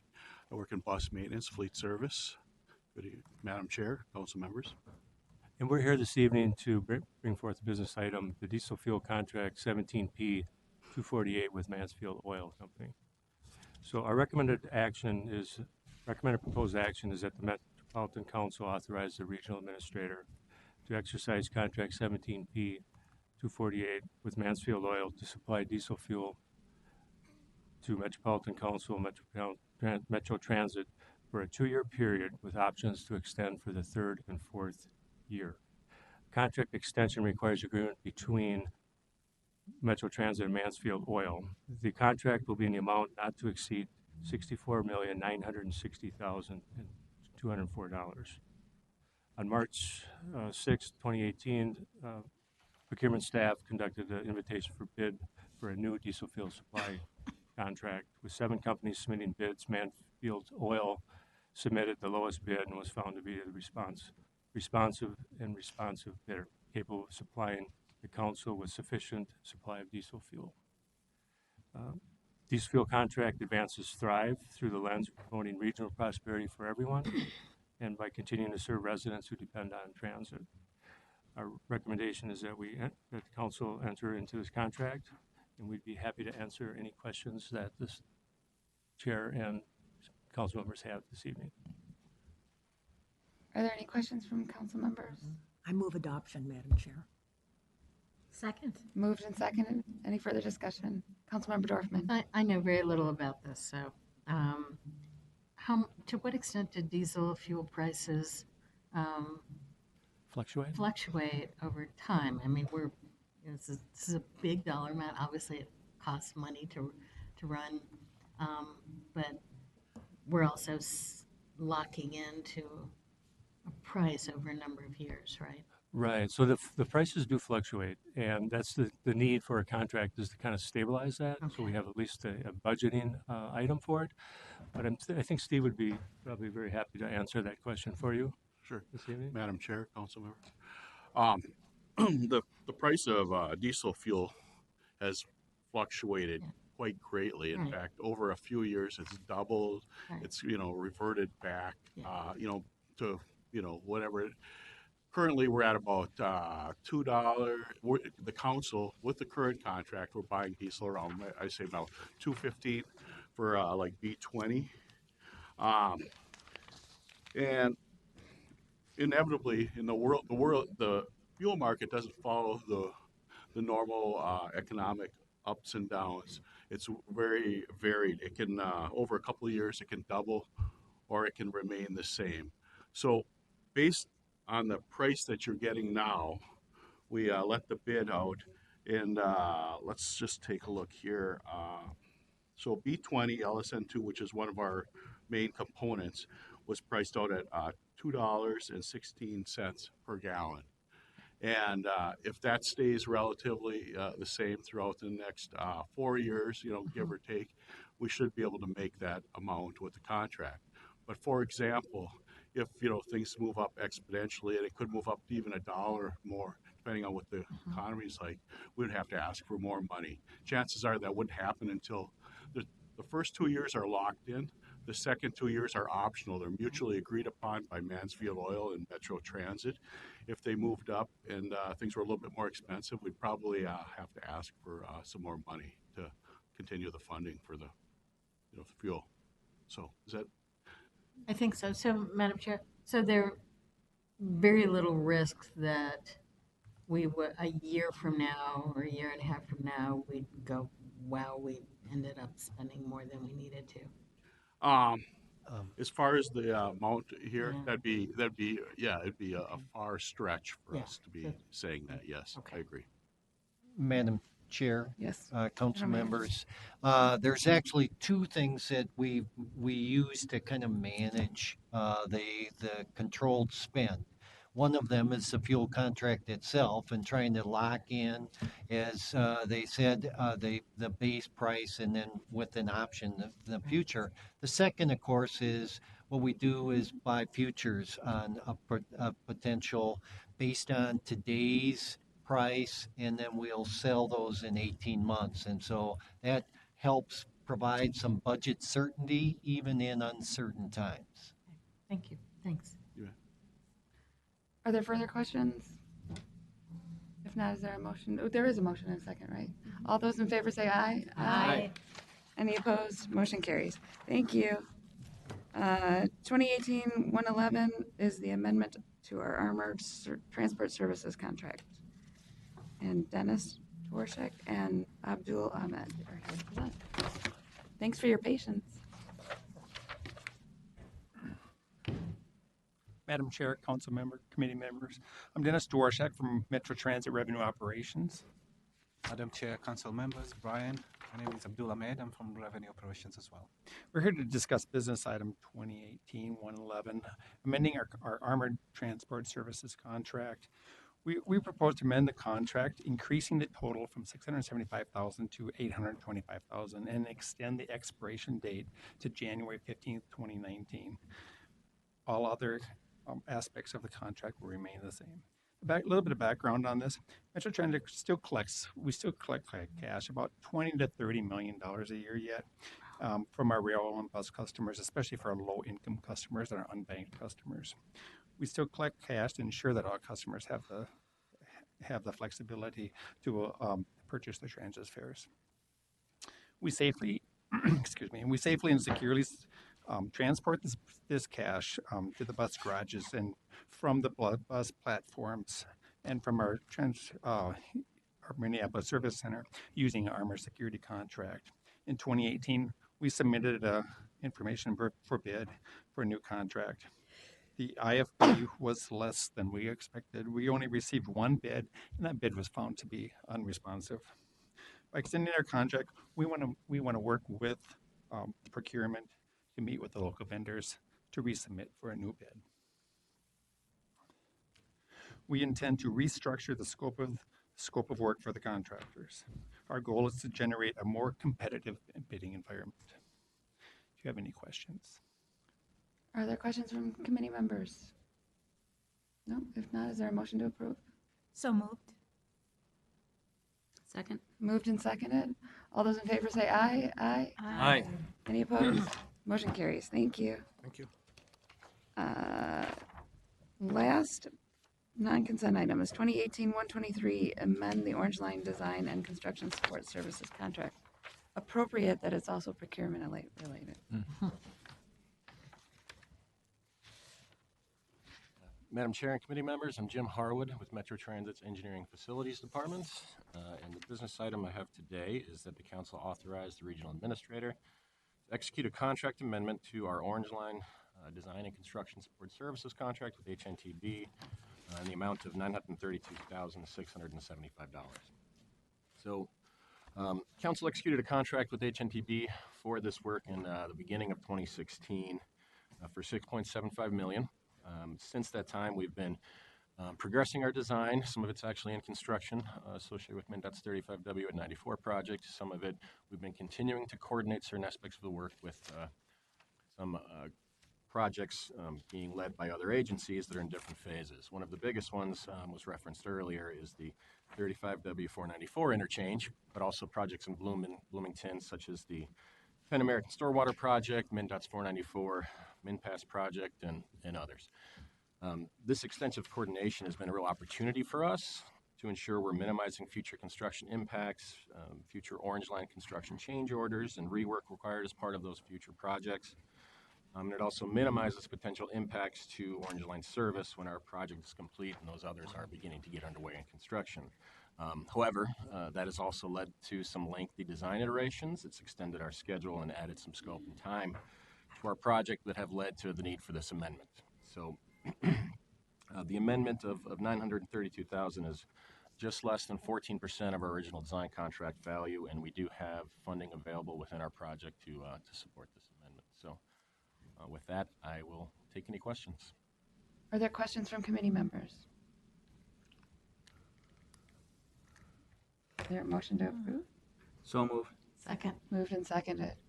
Any further discussion? All those in favor say aye. Aye. Aye. Any opposed? Motion carries. Thank you. I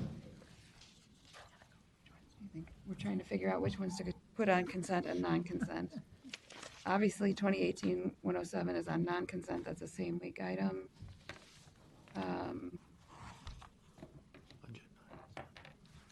Big Oh, number one, because it's budget. Are there any others that you think need to be on non-consent? I think they're fairly straightforward. Okay, the rest can be on consent. We have two information items. Metro Transit Workforce Development, addressing critical workforce challenges, and I saw Aaron Koski is here, and Marcy's here. Welcome to the committee. Good evening, Madam Chair, council members. My name is Marcy Simon. I'm the Human Resources Director. Good evening, Madam Chair, council members. My name is Aaron Koski, Acting Director of Equal Opportunity, and coming here in the capacity of the department lead for the new Workforce Development Unit. You've got it. So we have begun a new department, Workforce Development, and just to define workforce development a little bit is really a focused effort to help people build skills and create a supportive pathway into employment that's really designed to increase the equity of a division in a region by enhancing economic stability and prosperity for its residents. So here at the council, we have a need. We have a tightening labor market. We have an aging workforce, transit expansion. The region's unemployment is at the lowest point since 1999. The average age of our employees is 48. And of course, we're planning service expansion and growth, which requires a need for people. We do have a couple of challenging key Metro Transit positions to fill. One is bus operator and the other is mechanic technician. 52 current bus operator vacancies are kind of hanging on with us for a while. And we worry a little bit about meeting our service requirements here in the future. We have had a 33% reduction in bus operator applicants since 2013. Right now, it takes about 8.2 applications for every hire. That was in 2017. And then in the region, there's a limited number of new technician graduates and programs, by which to fuel this employment need. So this new department is going to be used to address the workforce challenges for Metro Transit. It's under the HR umbrella, but it's jointly led by HR and transit operations. So in terms of objectives, really trying to realign and leverage our current multi-department workforce development resources and efforts, which have been going on really for the last 3 years, through a single department to improve, create, and deliver transit workforce solutions. So we really want to have strong leadership for this department. We want to have one department to really address those barriers and business unit needs, to have some budget sustainability, to have stakeholder input into a annual work plan. So it's really by giving this department a focus and legitimacy within the structure of our organization, rather than have it be a project within a department. And I think that really key for this department will be stakeholder involvement in how we implement our efforts.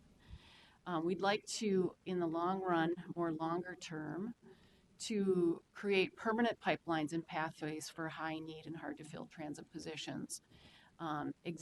Enhance some of our existing internal career pathways, and really, I think, to expand on and think about new ways. Really, what are some, as the workforce needs change over time, we have this capacity then to be able to address those with this methodology, right? A key focus will be to really reach out to youth in the region so that they can begin to see Metro Transit as a career option, and really to be able to see more operational kinds of work as a real viable career.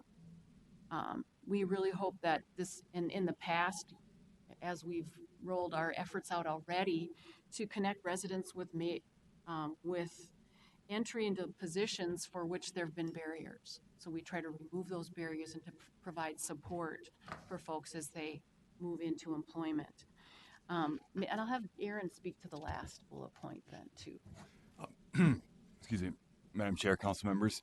Some of you may recall about a year ago, in anticipation of the Southwest construction project, we launched preemptively a construction training program that many of you attended the graduation for. And hopefully with the continuation of these major civil construction projects, this department will also be in position to lead initiatives to help bring more people, especially people in these corridors who have an interest in the trades, to have them properly prepared and have them actually perform and begin their construction careers supporting the construction of Southwest and Botno. I'll continue with the next few slides, and these slides provide a high-level summary of pilot initiatives that this department will lead. As to Marcy's previous point, work has been going on for some time now, multiple years, and so we really have the fortunate position to continue this work and to begin hitting the ground running.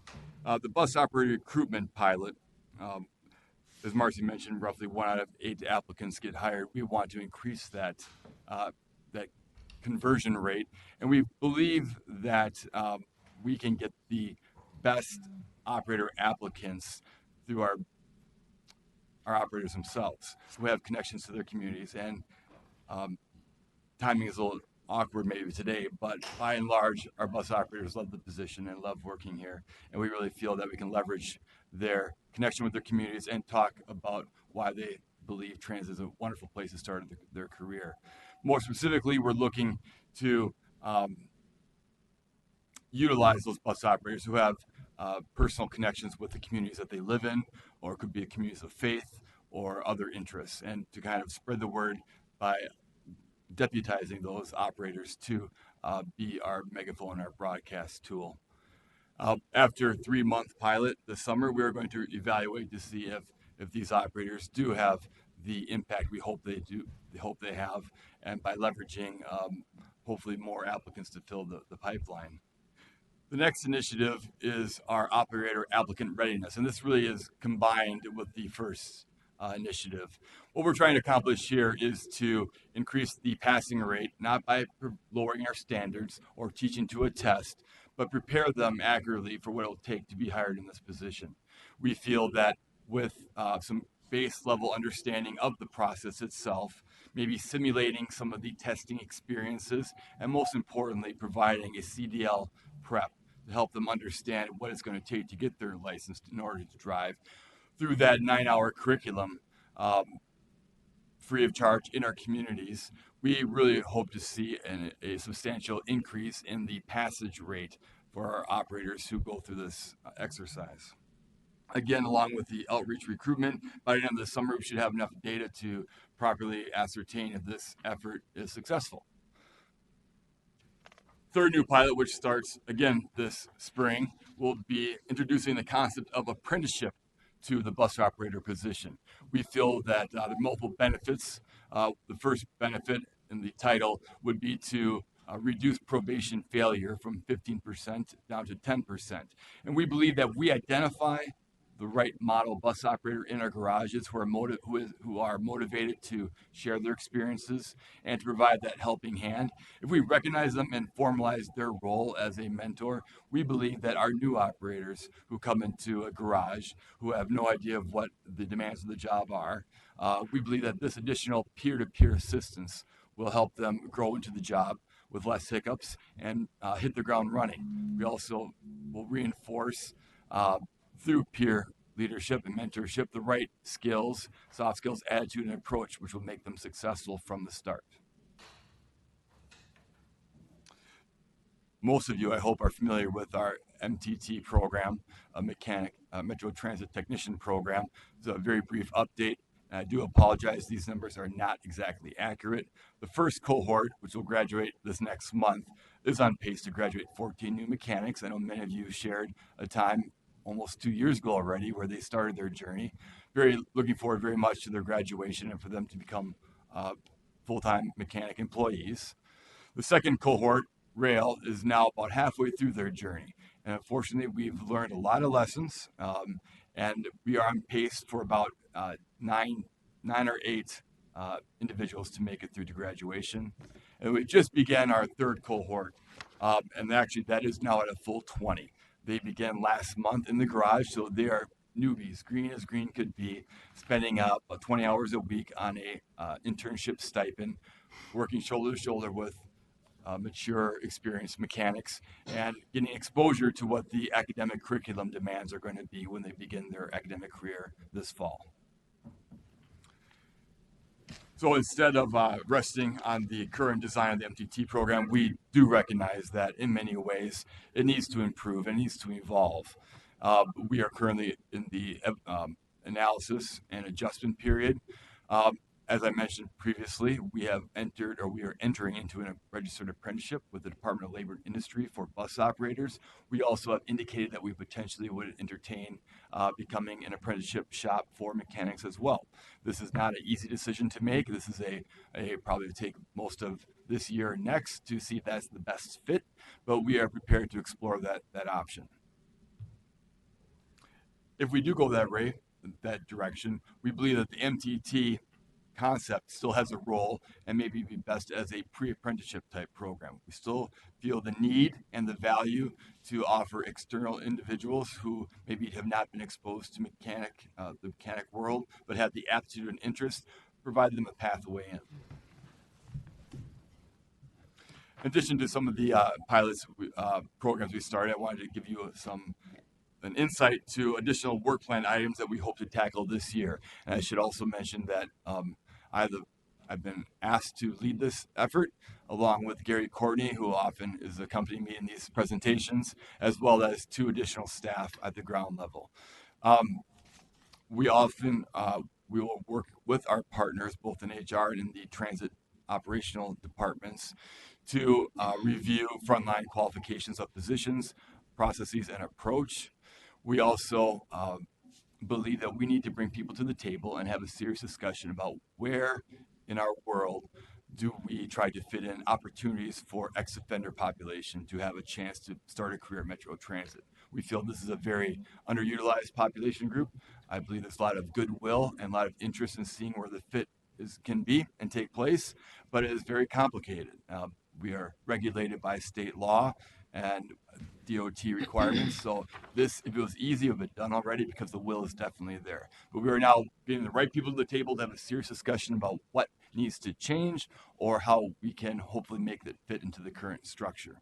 And as Marcy mentioned, we look to standardize our youth programs more specifically, succinctly. We want to build a bridge between high school graduates and those who do not know what they want to do and give them the right tools and pathway for them to end up at Metro Transit to have a lifelong career in the transportation industry. And with that, thank you. Are there questions from committee members? Councilmember Munt. Madam Chair, Aaron and Marcy, I think you're spot on that our employees are a great pipeline. I'm curious if we've ever done a survey to ask our bus drivers and our mechanics if they'd recommend that their son or daughter or neighbor would come to work for us. I think that would be interesting to find out what their responses are and to find out how they pitch this. I say that because I remember a couple years ago I was marching in the Pride Parade, and we were right by Metro Transit, and people from the LGBTQ community came to me and they said, in my community, Metro Transit is an employer of choice.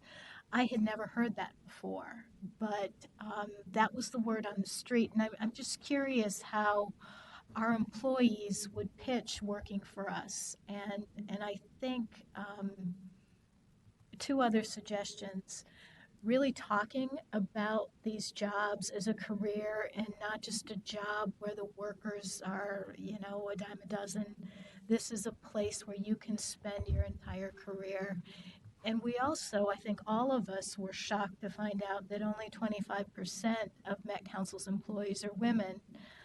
So women have to see themselves in our ads as bus drivers, holding a wrench as a mechanic, because I know that women can do the work as well as men can. Thank you. Madam Chair, council members, we do an annual employee engagement survey, and one of the questions is, would you recommend the Met Council as a place for friends and family? And so I do have those percentages. I don't know them off the top of my head, but I can provide those. Yeah, and it's a pretty sizable number. Marcy, I remember seeing that survey recently, and I'm wondering if you could send it to Transportation Committee members, because it was, despite the very real and heartbreaking stories that we heard tonight, there are very positive sentiments expressed in that survey from our bus drivers. So that would be helpful, I think. Councilmember Dorfman. Well, I'm really glad you're looking at opportunities for hiring ex-offenders. We tend to find that people who had the misfortune of committing a crime sometimes 20 years ago, that's follows them, and even after they've done their time and they're off paper, nobody will hire them, even though they're eager to get into the workforce. And so I'm glad you're doing that. I think it'd be interesting to work with some of the agencies that serve ex-offenders, also work with people, some of the diversion programs or people coming out of correctional facilities and working with some of those programs. So I think that's great. So there is, what's interesting is about state law, because we run into this with homelessness. We have contracts from the state that say you should hire people that are homeless if you can. And then the background check has been increased that prevents us from often hiring them because they can't pass the background check. And so it's still on the south. Are there any further questions? Thank you very much for the report and for your efforts. Last up is 2018 first quarter ridership report, and John Harper has been waiting patiently.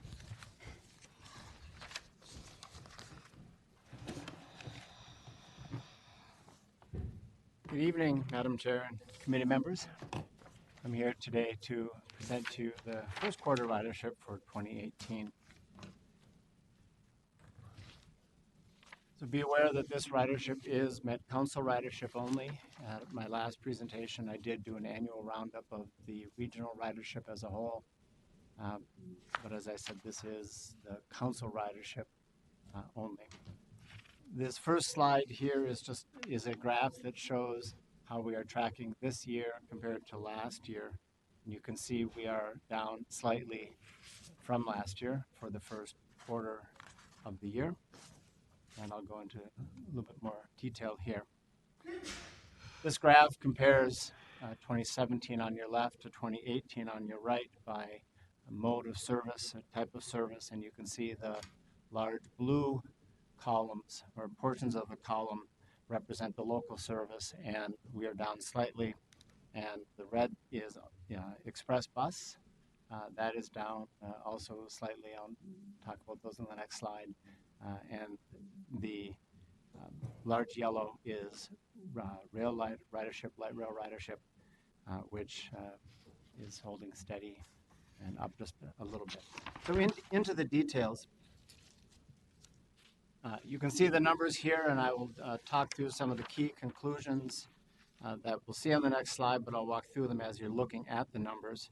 And that is, when we increased the fares late last year, we anticipated about a 5% decrease in ridership. That was the projection that Nick Ewell brought forward to you in the middle of the year. And we have seen that come to fruition. On the bus side, you can see here that the express and local buses are both down just slightly more than 5%, 7% each. So that is tracking with what we anticipated with the fare increase. We are seeing that rail ridership is up in two cases. Light rail ridership is up 1%, so that's up just slightly. And as Mr. Lamb said at the beginning of the meeting, seems like quite a while ago, but at the beginning of the meeting, that the North Star Rail is up 14%. So that is very much a success. And as he mentioned at the outset, that is primarily due to the I-94 construction north of downtown, that construction shifting riders over to our service and those riders staying with our service. So that's a very good success. I'm going to point you to two other items here. One is that Metro Mobility ridership is up again, 7%. A couple presentations ago, I mentioned that the Metro Mobility ridership had leveled off for a time. We knew that wasn't going to stay that way, and we see it here that once again it is on an upward trend, and so 7% is the number in this quarter. And finally, Metro van pool service is down 22%. That is equal to 8 vans. We are looking at that significantly. We, as a matter of fact, are going to convene a work group to look at what we might do differently within the program to change the numbers, bring up some opportunities potentially that we will bring and weigh those out to make potential changes. That is partially in response to the shared use mobility study, but partially just because the program has had some ups and downs, and it's time to take a fresh look at it and see what those opportunities might be. So this slide basically just walks through those comments that I've made, the significant items from the ridership chart. And I'll take any questions if you have them, if I'm able to answer them.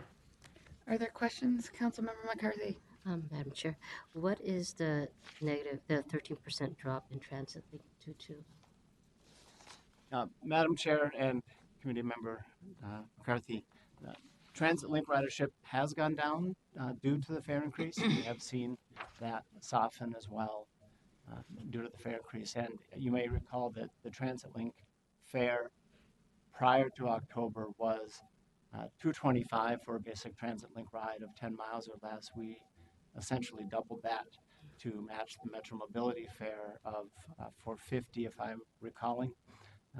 So there has been a significant impact on those riders, and we see that softens here. And because of the nature of dial ride service, that's a good and a bad, because that service, the more rides we provide, the more cost the more expenses there are to us. And so to see a softening in that means that we can level out or even reduce the cost of that service slightly.